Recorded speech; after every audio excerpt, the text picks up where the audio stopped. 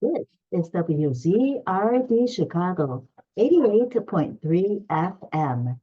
And we have with us at WZRD via Zoom, Daniel Steven Kleinman. He is running for the newly formed half of the Chicago School Board, the elected half. Good afternoon, Daniel. How are you today?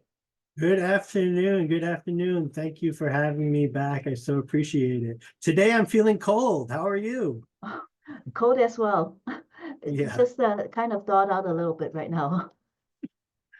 Uh, absolutely. yes. Okay. Well, first of all, Daniel, what neighborhood are you from? And tell us a very little about, yeah, briefly about the Chicago elected school board and how your role in it if you win the election. Yes, thank you. Thank you. I live in the Edgewater neighborhood with my wife, and that is the neighborhood that is almost the farthest north. If you think about Chicago neighborhoods, you may know I'm one neighborhood south of Rogers Park and one neighborhood north of Uptown. And I love this neighborhood as I love all Chicago. I think on the elected school board, I'll be representing my district, but I do believe it'll be my duty to serve the city. Okay. And for if you are elected a member of the school board, are there any decisions that you make that would reflect only Edgewater interests alone? But or it does any decision that you make contribute to the entire city, Chicago Public Schools? Yes, thank you. I think that's a great question. It shows the depth that the school board can take. I would propose, for example, a holistic wraparound services approach to student needs. That would imply that students who live on the south and west side and the further north side may have other needs than the district I represent. For example, the district I represent has hundreds of languages spoken across the different the high schools and elementary schools across, and that is fairly unique. So, in my opinion, although the decision to create services to address the direct needs of each student, that would be something that I think would be unique to address in my district. Um, and I think that'd be exciting because each way, each district would then be able to meet its specific needs. Mhm. And what are some needs that are specific to what are some of the needs that are specific to Edgewater that you will bring to the table? Yeah, like I said, I do believe, Swift Elementary school that I just live right across the street from, it's well known for its language diversity. It itself is a language priority school, and it feeds into Senn High School, one of the most linguistically diverse high schools in the city. Um, and to me that impacts Edgewater. When you have schools that are better resourced, it does, I do believe that schools act as anchors to neighborhoods, and a vibrant school that can, address the community needs, I think does present a way to lift a neighborhood as well. Could you tell us a little bit more about your background in education, please? Yeah, thanks. I first got involved in education policy through the political route. I was volunteering for a candidate who was running against Rahm Emanuel the first term. His name was Miguel Del Valle. He was city clerk at the time, and he was well known for his education credentials and efforts. So that's what drew me to him as a candidate. And during that race, Rahm Emanuel started to announce things he was going to do to the schools. And, sure enough, shortly after the election, the motions to close 50 schools became on the table. And it was right around those years that I first got elected to the local school council at Senn High School. And that was formative, you know, to be a member of a representative body that was receiving a budget cut that was a fraction of the amount that other schools were receiving. And, you know, to contemplate that as I was making votes at my school, to contemplate, you know, that there are 50 schools worth of local school councils that all of a sudden lost the representation for their children's education. And that I mean, right away, that spoke to me. That's a need for an elected school board. What did you mean by that? That the 50 schools lost their representation? Do you mean like I know that there were a lot of schools that were closed. Are you talking about those schools?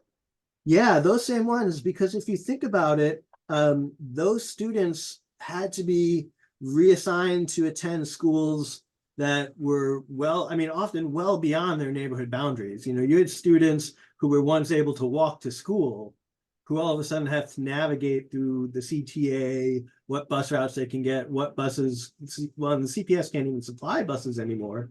And, you know, that implies that they went from a school that was able to address their unique needs. Their parents were elected locally, and it was specifically theirs. These students were then sent to a whole new school that had already, you know, their elected school council members were already in. Mhm. How often are elected school local school council members elected? Is it a yearly election? It's actually 2 years, every 2 years. Yeah, yeah. I mean, I've heard it mentioned that it's actually the largest single election to occur in the country. And I kind of believe it, because I think the CPS we have more than 600 schools. So I mean, if you think about it, if you have 14 people being elected to 600 schools, this is a very powerful potential in elected authority. And for local school board, what are the responsibilities for the board for our listeners? Yeah, I mean, it's similar to, if you think about it, a board of directors at a nonprofit. This is the Board of Education. So the powers are those of fiduciary responsibility of the district. That implies that contracts for the district get sent through the board. You know, the terms of the curricula and guidance gets set by the board. You know, and there's a lot of creativity potential that I think the board has as well, even beyond what is written in the law. I attended virtually a recent school board meeting, and they were announcing a strategic plan that was able to highlight, you know, current needs and specific, you know, a new direction for the district. And there's nowhere in the state law that says, you know, the school board shall, you know, every 2 years. But to that sense, I think it's very significant and very important that they're declaring that is something the school board can do. So I know that the park advisory councils, it's advisory roles. It doesn't really get it done if the park district will do whatever they want anyway, unless they raise the funds. But for the school board, does it have teeth? Yes, because the CEO of CEO of CPS directly reports to the school board. So it is direct accountability. This is the board of directors essentially to an executive director of a giant nonprofit body. So you know, when it came time to close those 50 schools, it was a school board that voted on it. You know, and it was a school board appointed by the mayor, and that is what made it possible. Had the school board acted differently, 50 schools would still be open. So with your new position, should you be elected, this is a historic election because this is a new position. How does that differ from the school board? Well, I mean, legally, the main difference is that it goes from a fully appointed board to an elected one. As far as I've seen in the laws, there's no special authority that goes to the Chicago School Board that doesn't go to any other school board across the state. It is largely the fiduciary responsibility to maintain the district, and I would argue to improve the district. But you know, I mean, in that sense, it's focused. It's a focused goal. Just like parks, for example, are focused on parks. The school board is you know, focused on the schools, focused on the education, focused on the resources that can improve the education. And again, you know, to me, this is a citywide thing, because I do believe that a rising tide lifts all ships, and we can make schools better in Edgewater by helping schools become better across the city. And the local school council, and also as a member of the board, are you able to enforce transparency? For instance, for you say that you would be overseeing contracts. Are you able to track that whatever was contracted, how the money was all spent as it was supposed to be spent? Do you have those powers? Yeah, I mean, to me, exactly, that's the point. I think transparency is something that's lacking. There is actually, you know, a website where you can visit CPS procurement, and they do show contracts that are pending, coming in, coming out. But you know, they're not presented to the districts, they're not presented to the public, they're not presented to voters. It all happens behind the scenes, and that's the transparency that I think is lacking. You know, an elected official will be able to, you know, I will have, you know, meetings, open meetings specifically with local school council members. I honestly like to blog. I will be blogging what decisions are being made, what details are being released, making sure that the public sees them, because that is, I think, you know, CPS needs kind of a revitalization. And I think it has to start with things like transparency. When you were a local school council member, did you ever, or your fellow council members, did they push for transparency in some contracts, and how the money was spent? Let's say the contract was approved, but do you go deeper and see that everything was spent accordingly? Yeah, I mean, that's one of the great things about local school councils, is that they do at the school level have teeth as well, to borrow your phrase. And that you see it every time there's a budget vote. It goes before the local school council, and that, you know, that can be new books, that can be a new water boiler, you know, for you know, maintenance on a water boiler, air conditioning systems. You know, so the local school council does have direct budgetary real control over large expenditures of the school. And in my experience, local school councils are doing their best to go well above and beyond, using resources that they don't have a wealth of, to make sure that their decisions, you know, are very transparent. I applaud everyone who's elected to local school council, because, you know, it's a thankless job, and I've never met a member of local school council who wasn't attempting to do their best at providing that transparency. And that's the experience and skill set that I want to take to the full board.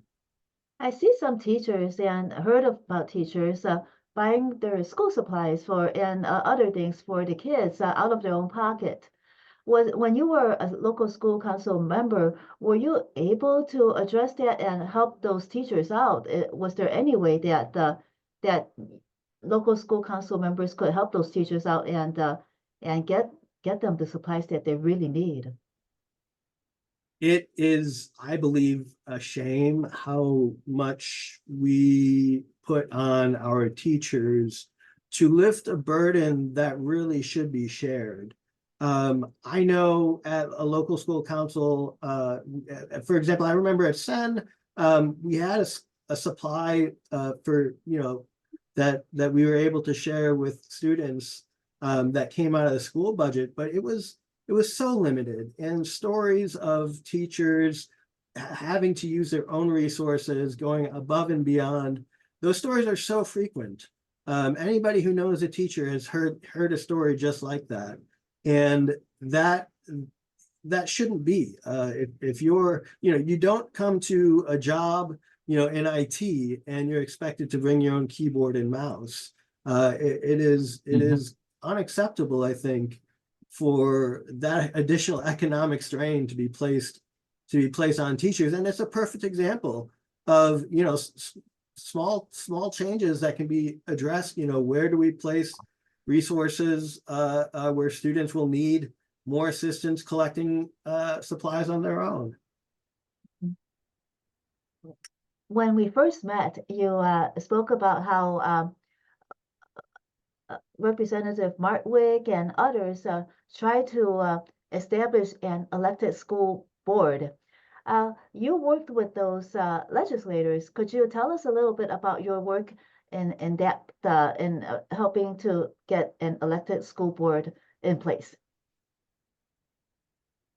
I've enjoyed I'll say career in education activism. It started, like I said, at the time of Rahm Emanuel and quickly took off based on a sense of urgency. There was a lot of work to be done. Senator Martwick took a major leadership years later and was able to get it done, able to take it over the large final hill.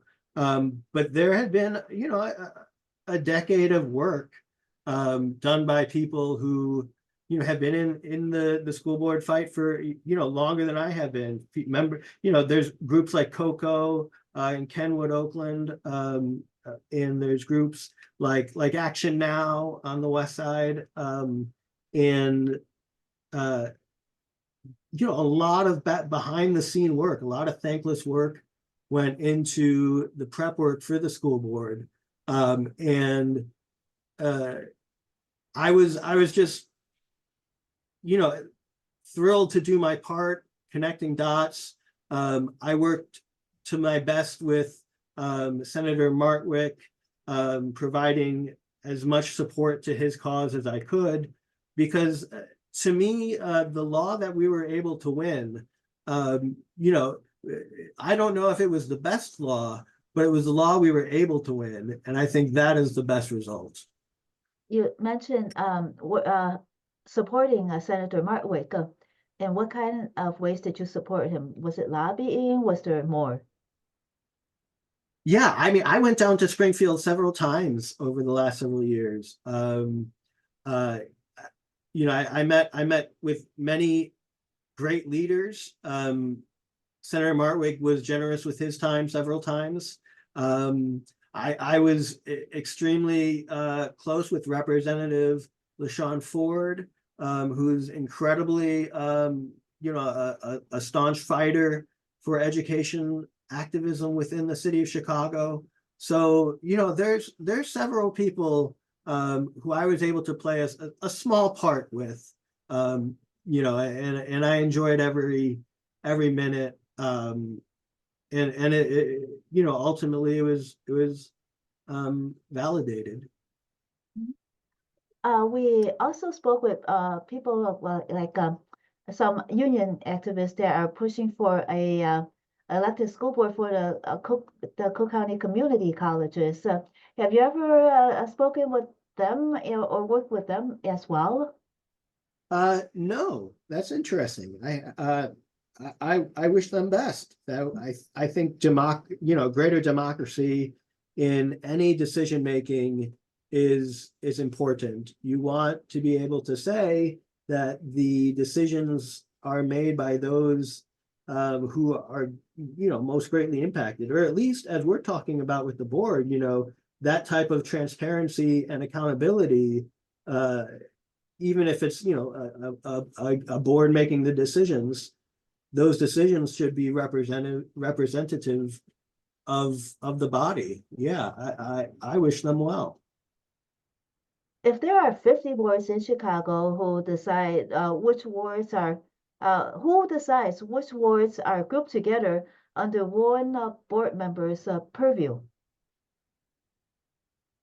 So as the maps have not been finalized yet, which is its own concern. The maps I've seen and the maps that the map that I believe to be one of the final versions does not follow ward boundaries. The districts are based on attempts to meet community responses. A large community response was geared to making sure that the district representation would reflect the student population. So the districts, I believe, were drawn specifically to highlight that request.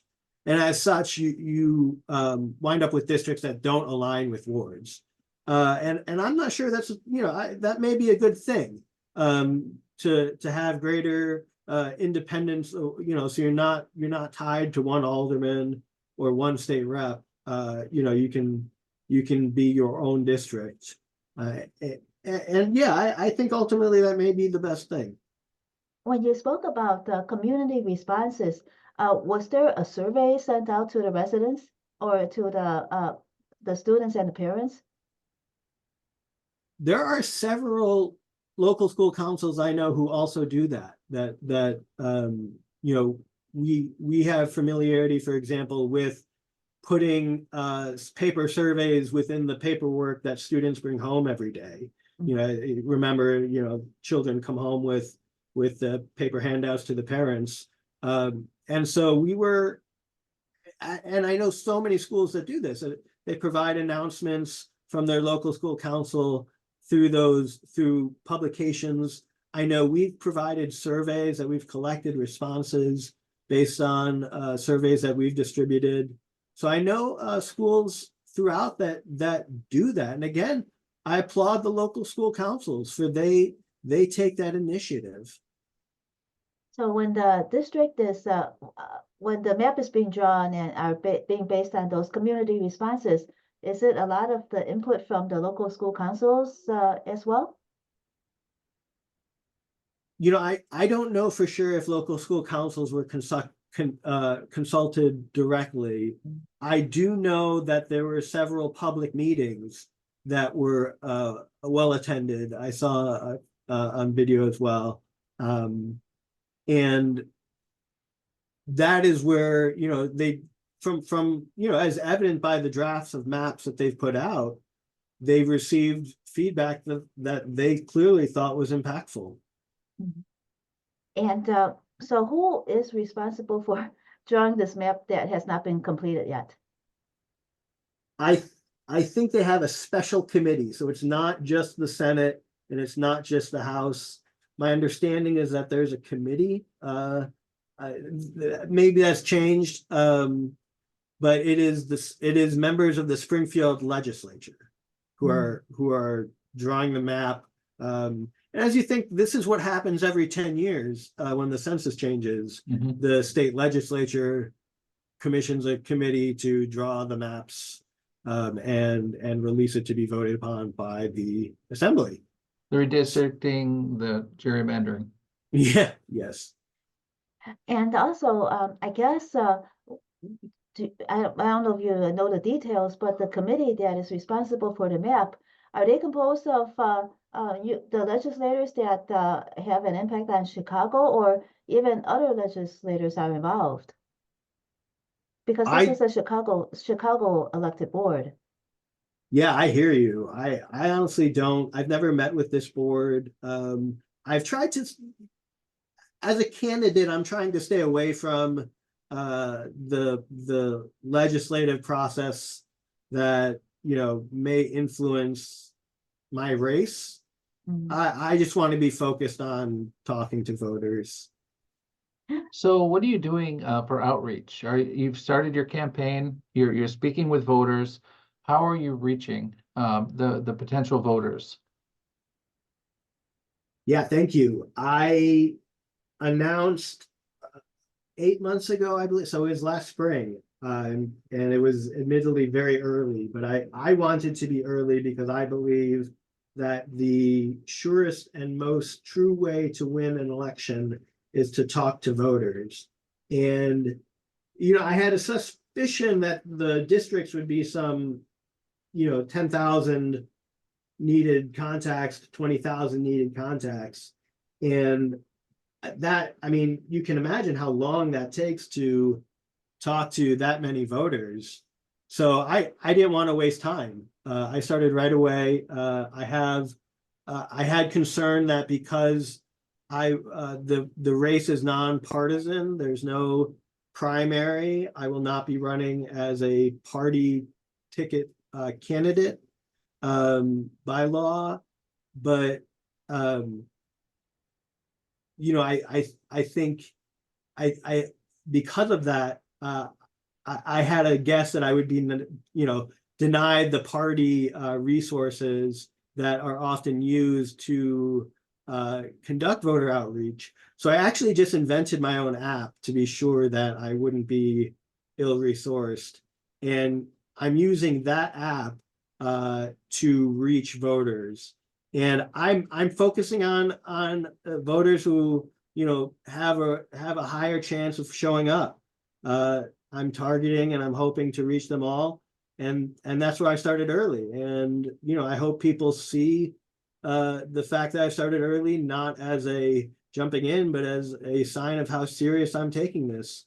I know that there's a lot of voters to be met, and I intend to meet with them. What do you look for? Do you look into voter histories and then see which voters are more likely to vote? Do you try to seek them out and talk with them? Yeah, I'm very active and engaged. So I think as of now, I may be 2,500 voters contacted. The response has been great. I'm very thrilled. I've received great feedback on the best ways to run the campaign. This is my first time, and I think starting early and getting these 2,000 votes now by January of this year, knowing how many more I need by November of this year, I think it was the right call, and I'm very much appreciative of everybody who's been supportive of it. What do you like and do not like about running for office? Oh boy. Well, I love talking to people because honestly, I like introducing myself to people, that is, because then you hear what they have to say. And that's always thrilling to hear a different opinion, a different interpretation. It's an opportunity to learn and grow your own interpretation of what can be done. So that it's kind of uplifting every time you kind of lose a little bit of hope, you can regain it through a conversation. The raising money is awful. I hate doing it. I hate asking people for money.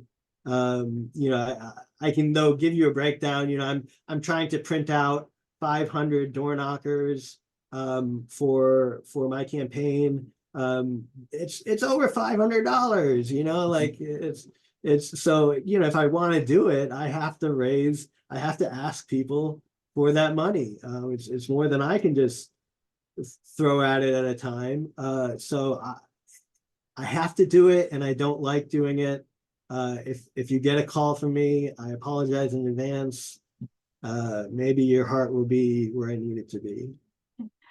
And one more question, Daniel. As you spoke with these voters, were there any issues that you have been focusing on as your platform?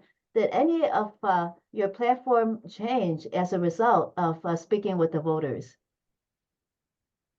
Yes, actually, I began the campaign with a notion that I could talk to voters and find a consistent answer, one to 5 bullet points that all voters would agree on, and then that could be our, shared platform.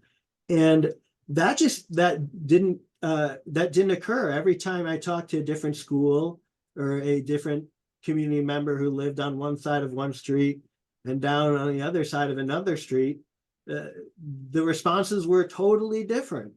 And I learned that what the school board needs is not a leader who will come and try to say they have all the answers, but rather a leader and leaders that will come and try to bring the answers out of the community members that have the best experience with those local issues. And learning that was definitely a valuable experience. Okay, Daniel, thank you so much. You could just talk a little bit more about your platform and how our listeners could contact you if they have more questions. Thank you. Yes. I'm always very honest with why I started to campaign. And it starts just with my history as a student who grew up with bipolar disorder and really struggled in high school. And it was because my high school was able to provide extra resources to me, I was able to graduate. And with the training and experiences that I gained through those extra resources in high school, I was able to get to college and live the life I live now. And so, I'm hoping people are moved by this story because it's a sign of what a school board can accomplish. So if you like what you hear, please check me out. You can go online. You can visit votedaniel.us. That's VOTE Daniel.us. US. Okay, thank you so much, Daniel Steven Kleinman, who is running for the elected school board for the Chicago Public Schools. Thank you so much for joining us on WZRD Chicago 88.3 FM. Thank you. Thank you. Have a great one. Thank you so much. Thank you.